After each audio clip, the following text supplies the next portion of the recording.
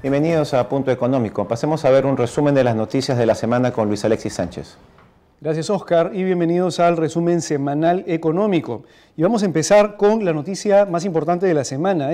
El presidente Humala ha dado el anuncio ha dado las instrucciones, digamos, para que se aumente la remuneración mínima vital, el segundo tramo, a 750 soles, de 675 a 750 soles. Y las instrucciones se han dado ya para que la gente del Ministerio de Trabajo ya convoque al Consejo Nacional de Trabajo, formado por empleadores y por empleados, para que digamos, de una evaluación sobre el tema. Hemos conversado esta semana justamente con el viceministro de Trabajo, el señor Pablo Checa, y él explicaba que ya, digamos, el Consejo Nacional del Trabajo ya tiene una claridad con respecto al impacto que provocaría este aumento en la remuneración, y el impacto sería un impacto positivo. La señora Gladys Tribeño, también del Ministerio de la Producción, ha señalado que efectivamente el impacto en neto sería positivo, que a pesar del aumento de la remuneración mínima vital, las pymes, las MIPES en realidad, las microempresas y pequeñas empresas, no se verían tan afectadas porque tampoco no son una gran cantidad. Está dando una cifra de aproximadamente 120.000 empresas que tendrían el impacto de aumentar, digamos, en su planilla esta remuneración mínima vital. Y es importante también lo que han señalado otros sectores,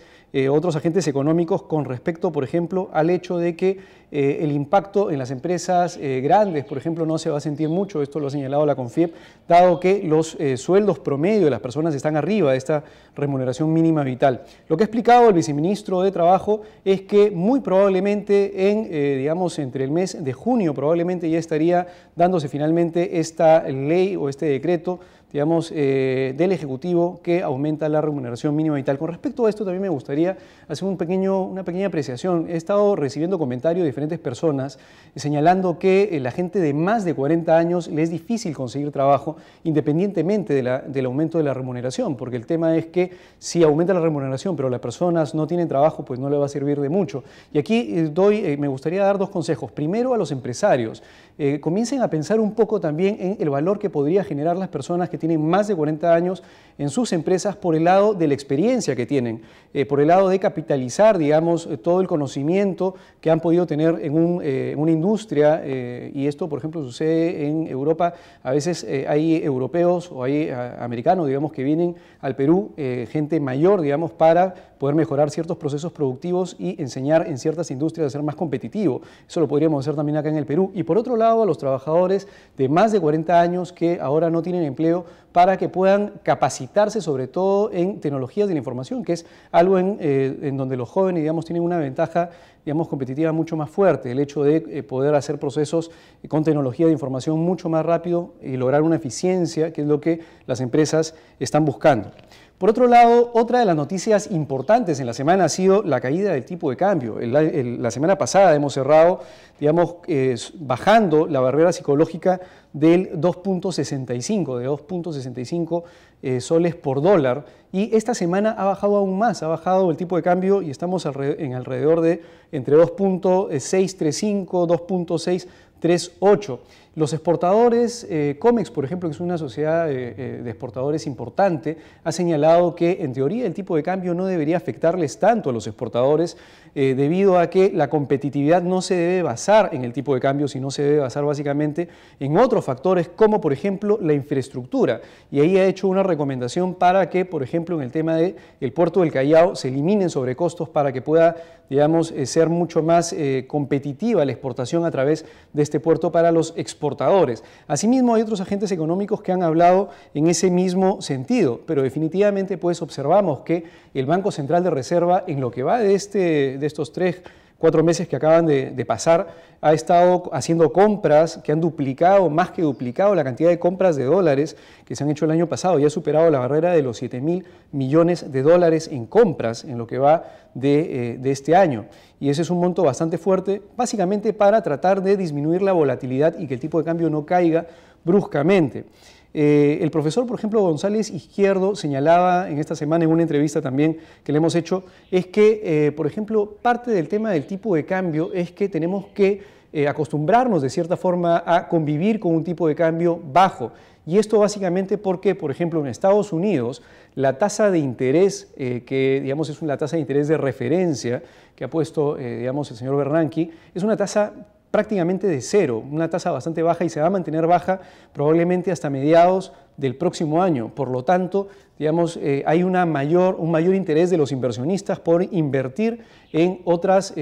localidades, otros países como el Perú, que les puedan dar, digamos, una rentabilidad mayor a su dinero. Obviamente, si esos dineros vienen en dólares acá, va a haber más dólares en la economía y por lo tanto el tipo de cambio va a tender a bajar. El otro tema por el cual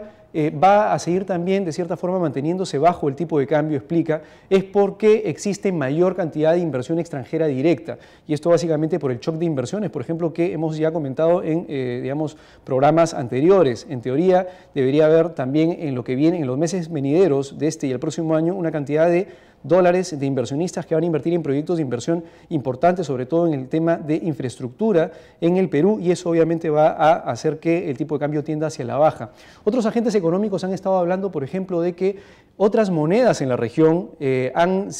tenido una apreciación mayor a la que nosotros hemos tenido. Por lo tanto, relativamente la apreciación de nuestro sol con respecto al dólar no ha sido tan fuerte como otros países de la región. Por lo tanto, digamos, el impacto no ha sido tan fuerte como debería haber ocurrido eventualmente. Y otro tema interesante también que ha señalado, por ejemplo, el decano del Colegio de Economistas de Lima, es que deberíamos aprovechar más bien el tipo de cambio bajo para poder hacer una remodelación, digamos, poder cambiar el parque de tecnología que tenemos y, por ejemplo, poder comprar maquinaria barata o modificar, refrescar la tecnología en diferentes industrias a un tipo de cambio un poco más bajo. Eso implica, obviamente, que se puede aprovechar este umbral de tiempo de tipo de cambio bajo, no se sabe hasta cuánto tiempo podrá estar, digamos, en estos niveles, para que las empresas puedan cambiar su maquinaria, invertir, digamos, en bienes de capital y obviamente ser mucho más eficientes en sus procesos productivos.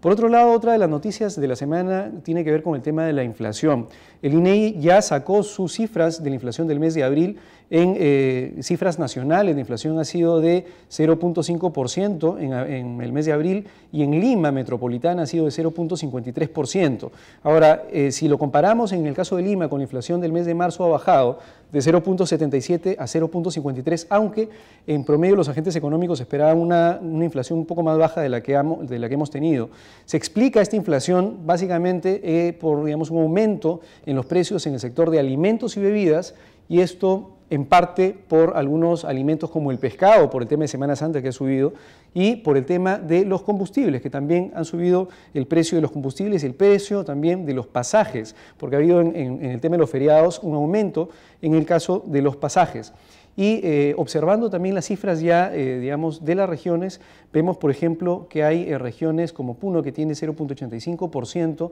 de inflación en este mes, que es, digamos, mayor al promedio nacional. Ahora, otra cosa con respecto a la inflación que sucedió esta semana es que el BCR ha aumentado los requerimientos de encaje. Es un término un poquito, digamos, complicado para la mayoría de gente, pero lo importante de explicar acá es que, de cierta forma, lo que está sucediendo es que el BCR trata de disminuir la cantidad de liquidez que existe en la economía, la cantidad de soles que existe en la economía, porque ha habido un aumento se está viendo un aumento, por ejemplo, en la cantidad de colocaciones, de préstamos, de financiamientos que se están viendo del sistema financiero. Y al reducir el encaje, básicamente lo que se hace es, el BCR le dice a los bancos, retén parte del dinero que te depositan o aumenta la retención de lo que has estado haciendo del dinero que te depositan para que puedas prestar menos, digamos, a la gente. Esto, al reducir la cantidad de préstamos ligeramente por el encaje, obviamente reduces también la cantidad de liquidez o de soles que hay en la economía. Por otro lado, otro tema importante que ha habido en la semana es el cambio, la variación en la banda de precios de combustibles, y la gasolina de 90, por ejemplo, ha subido en la banda de precio de los combustibles que ha sacado Ocinermin 0.50 céntimos de sol. Temas importantes acá también es que, digamos, en el mercado se estima que en agosto probablemente haya un aumento del combustible vehicular, de GLP vehicular, y probablemente también de las gasolinas de 84 y de 90 octanos, porque probablemente las gasolinas de 84 y 90 octanos salgan del Fondo de Estabilización de los Combustibles, como ya salieron las gasolinas de 90 y más octanaje. Por lo tanto, habría que ver qué es lo que sucede en agosto y si efectivamente, si salieran de este Fondo de Estabilización de Combustibles y el precio del petróleo sigue, digamos, en aumento, podría haber un efecto hacia el alza de estas dos gasolinas. Otra noticia de la semana ha sido, digamos que la Superintendencia de Mercado de Valores ya definió los procedimientos y los plazos para el tema de la presentación de los estados financieros en empresas que no están supervisadas directamente por la Superintendencia y ha definido también que a partir del año 2013 las empresas que tengan más de aproximadamente ingresos o ventas de alrededor de 11 millones de soles anuales deberían estar presentando estos estados financieros según las normas internacionales no de contabilidad, sino de información financiera, las NIF. Vamos a ver qué es lo que pasa, porque efectivamente se va a aplicar, según la ley que se dio ya hace algunos meses, una multa para aquellas empresas que no presenten estos estados financieros adecuadamente. Otro tema importante en la semana ha sido la cifra que se ha dado en España sobre la recesión. Hay una recesión en España ya en este primer trimestre de 0.3%. Standard & Poor's ha proyectado, digamos, una recesión con una baja del PBI de alrededor de 1.5% para España y un aumento del desempleo de alrededor del 25%, que es un aumento bastante fuerte del desempleo español, e inclusive ha rebajado las calificaciones no solamente de la deuda española en 2 escalones, sino también de varios bancos, 11 bancos españoles, entre ellos el BVA y el Santander. Y por último, tenemos una buena noticia en el tema de cierre exportadora. Están haciéndose 20 cultivos demostrativos en diferentes partes de las regiones del Perú, entre ellas Lambayeque, Arequipa, Ayacucho y Huánuco, para demostrar que efectivamente el cultivo de berries en este programa de Berries Perú, que implica el arándano, el aguaymanto, etcétera, puede ser un cultivo altamente rentable para los productores y van a comenzar con estos cultivos de 1 hectárea que probablemente pues después de 3 años efectivamente demuestren que es un cultivo altamente rentable y probablemente el Perú se convierta pues en un exportador importante en este producto. Eso, amigos, es todo por el día de hoy y mi nombre es Luis Alexis Sánchez. Nos vemos con ustedes la próxima semana en un nuevo resumen económico en Punto Económico. Muchas gracias. Hasta luego.